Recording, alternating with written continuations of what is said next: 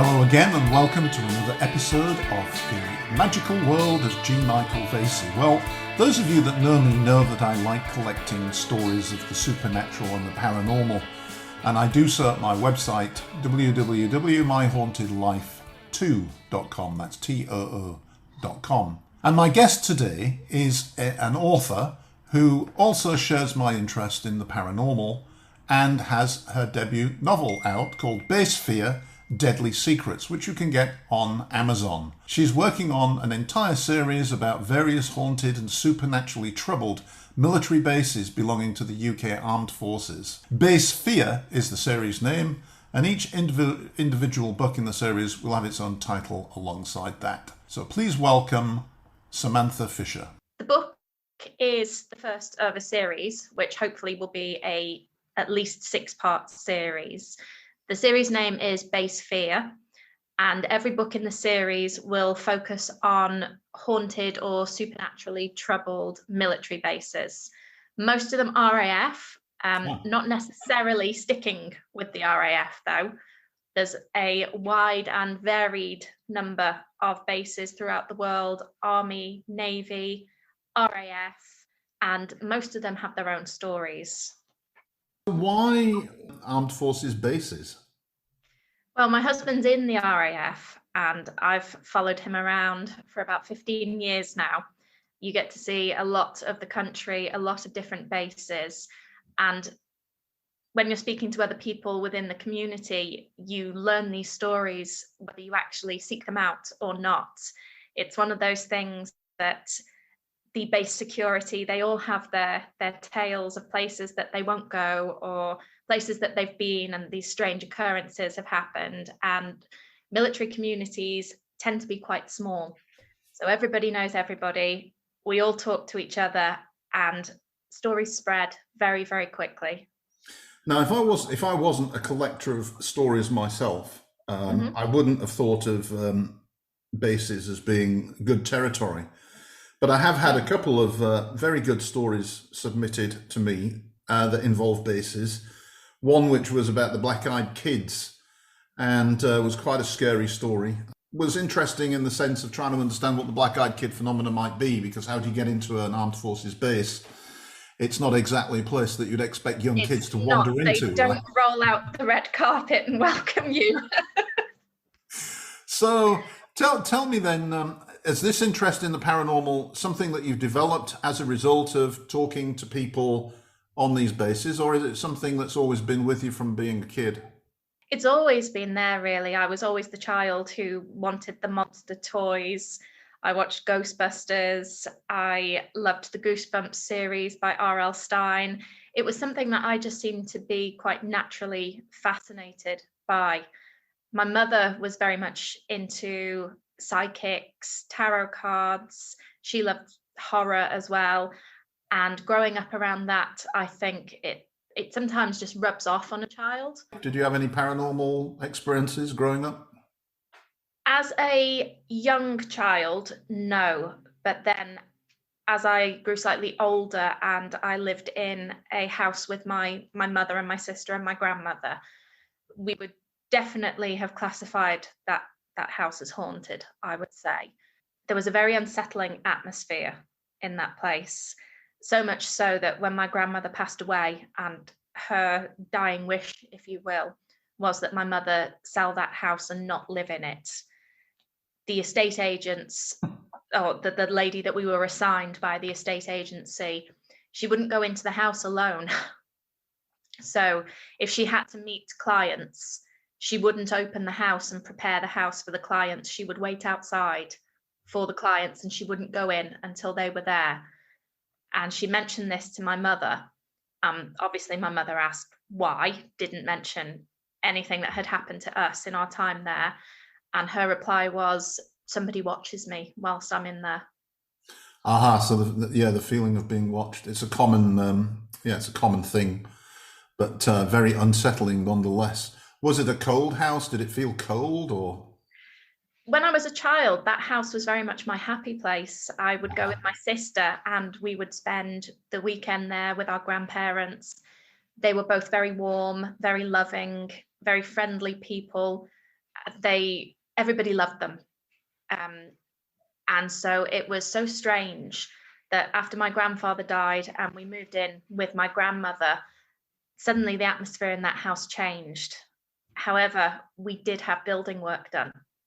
It had initially been a bungalow, and with myself and my mother and my sister moving in, my grandmother had paid to have bedrooms put into Uh-huh. the attic. And how old would you have been and your sister? Would you have been fairly young or?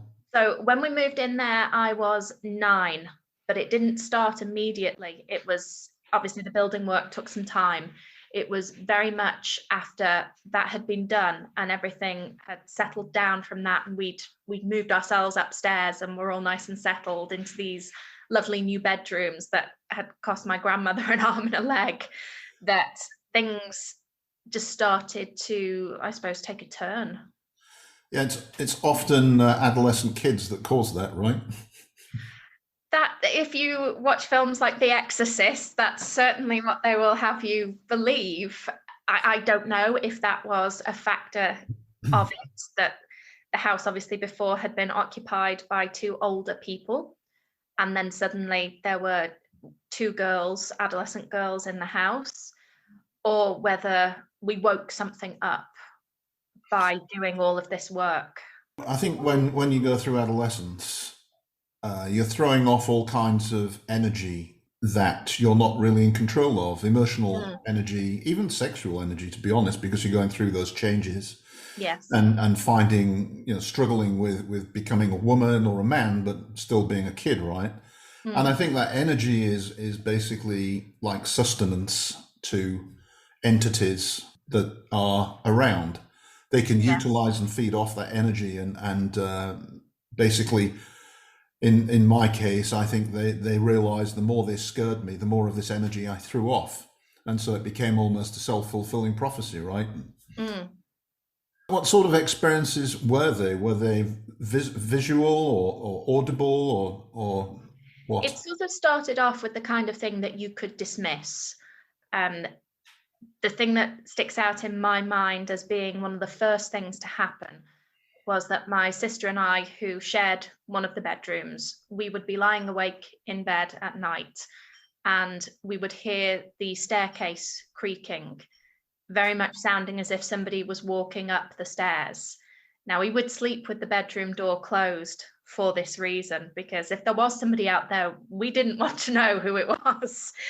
And there was a small landing outside of the bedroom at the top of the stairs. And it would just sound as if somebody came up the stairs, walked a little bit around the landing, stopped outside the door, and then that was it. You have no idea how similar an experience that is to the one that I had as well growing up in my Really? yeah. We moved into a house when I was 11, 10, something like that, and I didn't like it from the minute that I set foot in it. And even though my parents renovated it substantially, put in heating, knocked out walls, just like you, it started with footsteps up the stairs, hearing them on the landing outside of my bedroom. I also heard breathing, heavy sighs and breathing, chest rattles, bangs and crashes coming from the attic loft. And yeah, so I share that with you. Interesting. Did you ever see this thing, or was it just audible? Strangely enough, people saw and heard multiple things. It wasn't as if you could trace it back to one specific entity, and that was what was very much confusing about it. So I remember one night, and I was perhaps 12, 13, and my sister and my grandmother and I were watching television in the lounge, and suddenly my mother came running in and she said, "Oh, you've got to come outside and you've got to see the lights." Now, my mother, she's a huge believer in aliens. Right. So that's something that she's had quite a bit of stick for over the years. So immediately we're mocking her and we're, oh, it's the aliens. Okay. And we all got up, we all went outside, and it was in the summer. So it wasn't quite as dark as it should have been for the time of night, but it was getting there. And we stood in the garden and we watched these blue orbs, is the only way I can describe them. And there were dozens of them. and they were floating around the garden. They were quite fast. They would come very close to your face and you would kind of lean away, because we weren't entirely sure what these things were. Nobody wanted to touch them and find out. And they just danced around the garden, and we just stood and we watched them, and we didn't quite know what to say. And in the end, we all went inside, and a couple of minutes later we looked out of the kitchen window, which overlooked the garden, and they were gone. They weren't there anymore. Interesting. I can't explain that one. I've never been able to explain that one, but it's a very vivid memory. And a lot of the experiences, which is very unusual for a haunting, were shared experiences. There was somebody there to verify what you had just seen. So there was another instance where, again, my mother, my sister and I, we were in the kitchen, and we had a table and chairs in the kitchen at that point. We were all sitting down talking, and we had 2 dogs, and one dog was asleep underneath the kitchen table. So we knew that much.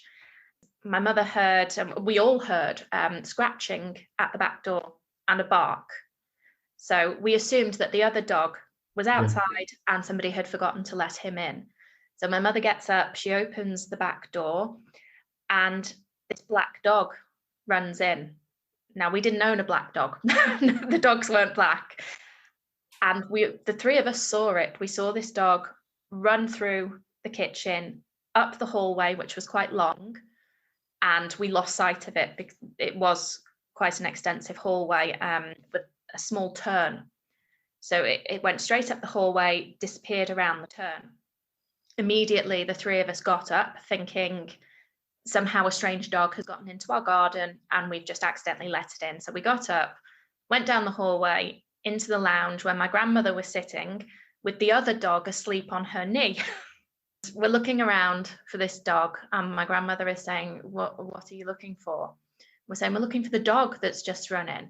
And there's no dog that's just run in. Nothing's come in. I've been sitting here the whole time. Nothing's come in. There was no dog. And yet the 3 of us had seen this animal. It looked as real and as solid as the 2 dogs that we did own. Mm-hmm. And that's another thing that we couldn't account for. Interesting. I have to tell you, we also had a black dog incident when I was living with my kids living in Houston, Texas. It's almost like these ghosts have a handbook, isn't it? It's pretty weird, yeah. And I've even, if you go back on my video channel, I think a long time ago, before I made proper videos and things, I did make a little story of it. And there's a video on it, but basically it never came in the house, but we used to look outside the back window, and all of us, all 5 of us, would see this black dog. And my ex-wife would say, oh, look, it's back, the dog, go and see if it needs feeding or something. And I'd go to the back door, look out, and we'd just seen it, but no sight of a black dog ever. So it was just something that would come and look in the window and walk around outside. But when you went to look, and we had a huge backyard, but it was basically a swimming pool, typical Texas concrete, well, not concrete, but, paved stones and a swimming pool. And so wide open, there was nowhere to hide. So yeah, interesting. Some similarities there. And did you see any other sort of entities or have any other interesting experiences? There was a night when I was quite a bit older, around about 16, I would say, and I was sort of drifting off to sleep. It was like a voice in my ear, and I couldn't pick out the first word. The second word was definitely me. And if I had to guess, I would say possibly the first one had been help, but that would be a guess. It was a very, very loud whisper, actually. And I immediately jolted up, screamed. My poor grandmother had a heart attack, came running, wanted to know what was wrong with me. And she said, no, you're fine. You must have been asleep. I didn't tell anybody about that experience. I brushed it off and tried to dismiss it as I've been falling asleep. And, it's just one of those things that the brain does to you. A few weeks later, my sister jolted up screaming, and she had heard a whisper in her ear, help me. Yes, very unsettling. And did you ever talk to the grandmother before she passed away, and she ever discussed these incidents with you? Initially, before my grandfather had died, my grandmother had had her beliefs in God, but she had never believed in ghosts. It was something that she'd always lovingly mocked my mother for. After he died, her view completely changed. And I suppose some people would say, well, that's a grieving widow looking for that comfort and wanting to believe that her husband goes on in some other form. But there were never any instances in that house where we felt it involved my grandfather. And I would assume that if it was grieving minds playing tricks, then you would see the people that you would want to see the most. Right. Whereas these experiences, we never had any ties to what we saw. We could never account for what we were seeing or what we were hearing. There was another occurrence when my mother was in bed, and she is adamant that she wasn't asleep. She was trying to go off to sleep. She heard a voice say, "Go on, pull her hair." And she thought it was a child's voice. And the next minute, she felt something pull her hair. Mm-hmm. Mm-hmm.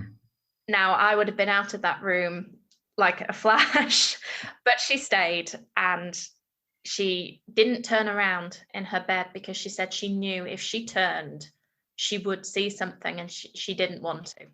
Right.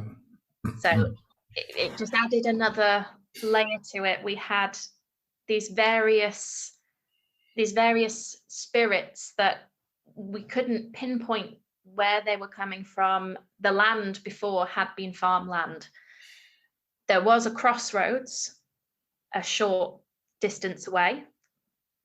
Obviously, that is something that people say can be a convergence of Mm-hmm. energy that can be attractive to spirits.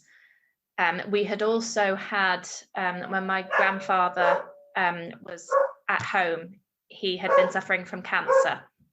And my grandmother and my mother had found a lady who was a very prolific medium, spiritualist, and spiritual healer. And she was actually quite famous. She'd made a big name for herself. She'd written books. She was on television multiple times.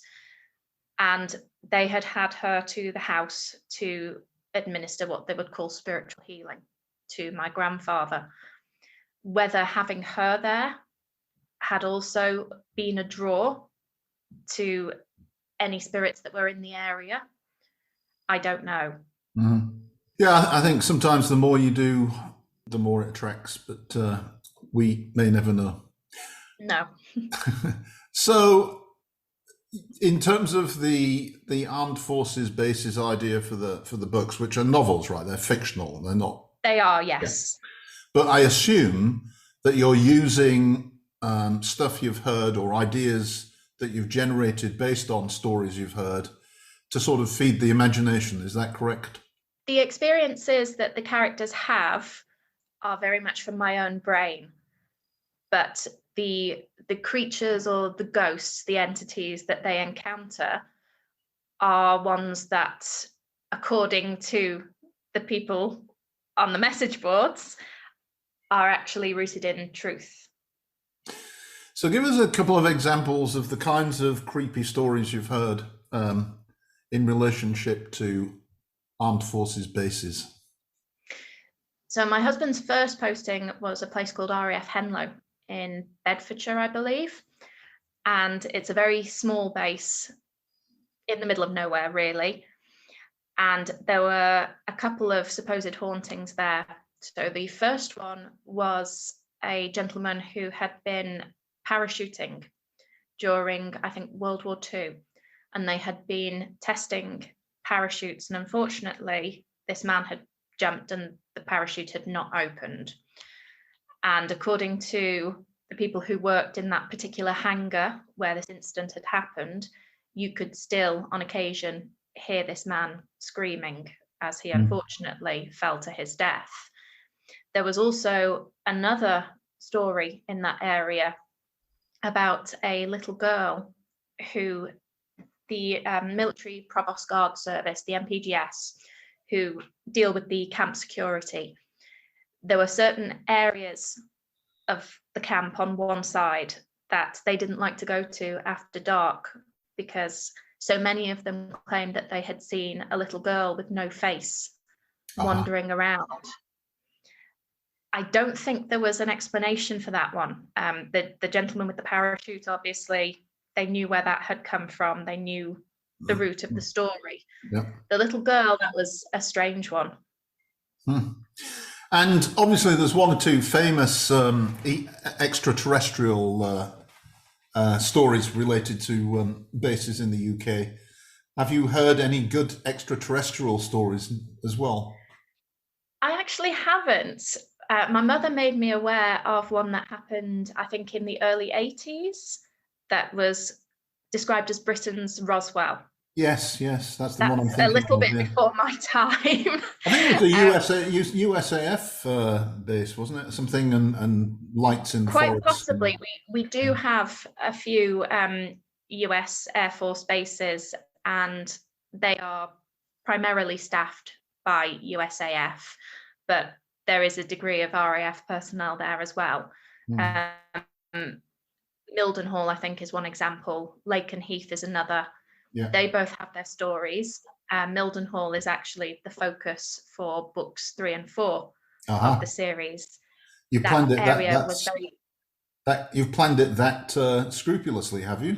I have, yes. I'm currently working on books 3 and 4. Book 2 is already complete and is the conclusion of the story that begins in book 1. So 3 and 4 are a completely different story, different base, different characters, but the joining thread is the military community, and the focus being more on the family of the military person rather than the military person themselves, which is a perspective that we don't often tend to get. So with Mildenhall, that area was, I suppose, presided over by Matthew Hopkin, the Witchfinder General. And they believe that he may have killed around 300 people in that area, although they don't have the records to back that up completely.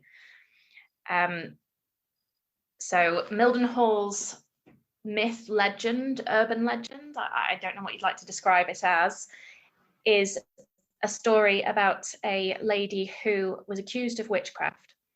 And for some reason, she wasn't taken to trial. She instead fell victim to mob justice.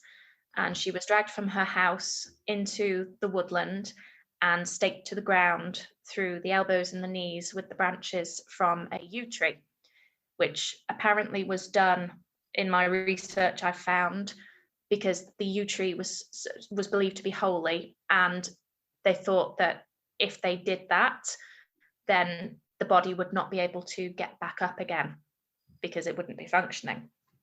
So this poor lady was left to die. And according to people in the area, they still feel that her spirit wanders the woodland and I suppose makes a nuisance of itself. Yeah, I can imagine you'd be too, quite upset and angry if that had happened to you. That possibly absolutely accounts for that. I would think so. Yeah. Interesting. And how is the book doing? It's going quite well. I would say I'm up to around about chapter 10 at the moment. They're quite chunky chapters. I don't want to say too much. I don't want to No. I won't push you on the story for anyone who might wish to read. But it's nice to change the angle on this one and to look at the witchcraft perspective, which again is something that has always interested me. Whereas the first and second books, they are a haunted house story. Books 3 and 4 are slightly more of a creature feature, I suppose you would call it. Yeah, witchcraft is considered quite scary, but I don't know. It doesn't worry me too much. Wicca, for various No, I reasons. think But I I was think going to, Wicca as a religion is quite peaceful, yeah, and it's a lot to do with nature and appreciating and understanding and valuing nature. I think it's other people's perceptions of what witchcraft is, and also dark magic as well. yeah. Which, if we believe that light magic exists, then Oh, dark magic, it certainly stands to reason, both. also Certainly both do. exists. I am. I've been a practicing magician for quite some time, and I think the fear lies in other people's perception yeah, of the things that they don't yeah, understand. And as a yeah, horror author, it's yeah. quite fun to tap into those fears sometimes. Absolutely. And I think probably people don't realise, but they're subjected to magic all the time. I wrote a blog article and was quite horrified at the British government's campaign. Imagine that you have it, meaning COVID. Well, of course, the very basis of magic is imagining something to be true. Yes, Hmm. and that's not just magic. That's also positive thought, or in this case, negative thought. And it's the way that top athletes are trained. They visualize themselves running a race and winning. This is a proven psychological and magical technique. So for the British government to come out and suggest that people imagine that they have it, I thought was an act of black magic from the UK government. And I It's wrote almost like about that. the power of positive thinking, isn't it? Where they Yeah, say if you want something, as you yeah, say, visualize having it, visualize the exactly, success, exactly, and it will exactly, come to you. exactly. Yeah. And I was going to say, witchcraft. I always, when I was a kid, I was a geology student. I went to college and did geology, but I was a geology O-level student and A-level student as well at my school. And we went on a school field trip down to the southwest. I think it was Devon.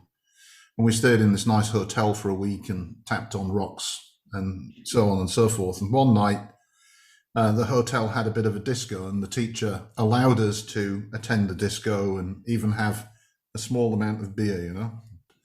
And I met this young girl and got talking to her, dancing with her, and then I suggested I'd walk her home. And everything was going just like you might expect a couple of 16-year-olds, until about half a mile. We'd walked about half a mile, and then she turned around to me and she said, I don't think you should come any further with me. I said, really? Well, why? How much further you got to go? She said, I've still got a couple of miles to walk, but I don't think you should come with me. And I said, well, I'm puzzled. Why wouldn't I, keep you safe? And I don't mind walking. I'm a geology student. I walk all the time. She said, well, my parents are practice satanic witchcraft, and I think they're already aware of you, and they don't like me being with boys. And the closer we get to the house, the more that they're going to become aware of you, and I don't want anything bad to happen. They could feel this ice. That is certainly a way to kill a first date, isn't it? Yes. So I said, all right then. And This I is headed back. almost an advertising campaign. If your Tinder date doesn't look how they say they should look, please tell them that your parents are satanic ritualists. Well, it got better. I went back to the hotel and I was sharing a room with another boy, obviously, in two single beds. And we went to bed, and oh my goodness me, this kid, he slept like a log. I couldn't sleep because obviously I was thinking about what she'd told me. And the atmosphere in that room got worse and worse and worse and worse. And I peeked out, I was under the sheets, I peeked out and I could see two red eyes in the corner of the room staring at me. And I remember back then I was just terrified, and I was just pray, anything I could think of. And as the sun came up, these eyes just faded away. And I finally got about half an hour of very bad sleep. But I'll never forget it. It was a horrible experience. Whether it was auto-suggestion, I kind of did it to myself or not, I don't know. But yeah, witchcraft can be scary if done right. Yes, if the thoughts are implanted, just so. Okay, so what about some other experiences? Anything, any other good stories from these bulletin boards and things? Because I'm always interested in good stories. tagline is "Everybody has one," you know. Yes. Um, so Lakenheath, which is very, very close to Mildenhall, they have a spirit called Lakenheath Charlie, who is an airman who apparently haunts a stretch of road that runs along the outside of the camp. And occasionally he will hitchhike and he will end up in somebody's car. Wow. They will drive for a time. And when they look back, he's no longer there. Wow.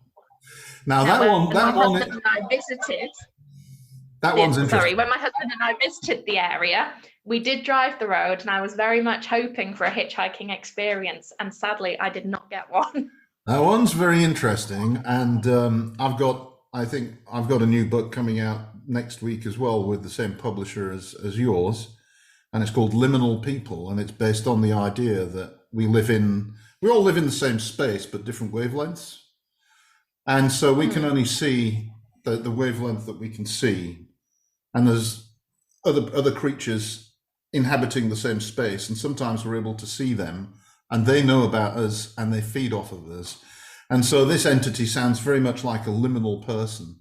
That's a typical liminal person experience where you interact with somebody who looks, sounds, and feels like they exist, and then they're gone. Yeah. Yes. Brilliant story. I love it. That's very much like the black dog. very much like the black dog, a liminal animal. Yeah. Yes. I.e. existing on the edge of reality. Yeah. Great stuff. Any other good ones to There share? are quite a few stories from the bases in Germany. I myself have never been to any of the German bases. I think a lot of the RAF ones there have closed down now.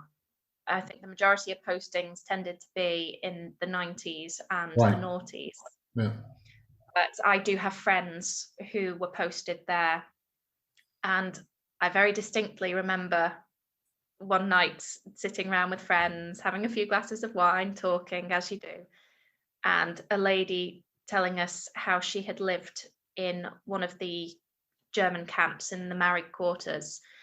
And one night she'd woken up and she'd watched as a man and two small children dressed in concentration camp uniforms had walked through the wall, one side of her bedroom, past the foot of her bed, and then through the wall at the other end of the room.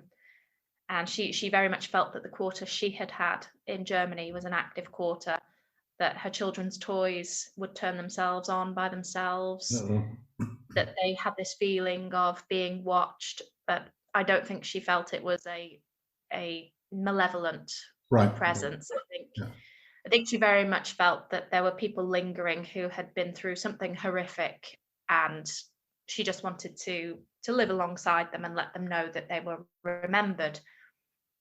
Yeah, interesting stories. And I'll just give you one. It's not particularly military, but well, it is actually, but it's not a base. It's a good one that my father used to tell me back in the just post-war era. He and his buddy would go camping, cycling and camping. We lived in Hull. They lived in Hull, and it was a horrible place, bombs everywhere. And so they'd get out the weekend and go cycling and camping. And this weekend they went quite a ways towards York, and they found a field and they pitched their tent. They had dinner and they went to bed as it got dark. And he woke up in the middle of the night, and him and his buddy were shaking all night long because all they could hear was, the sound of horses and the clash of steel on steel and death cries and all this kind of stuff. And they slept not a wink until the sun came up, and then they packed the tent and got on their bikes and hurried off as fast as they could, made it to a village nearby and recounted their experience, I guess, buying breakfast to the little restaurant guy. And he says, yeah, well, that was the site of, one of the big battles in the Anglo-Saxon period. Right. Place to camp then. I think it was the Battle of I forget the actual name, but it was it was 1066.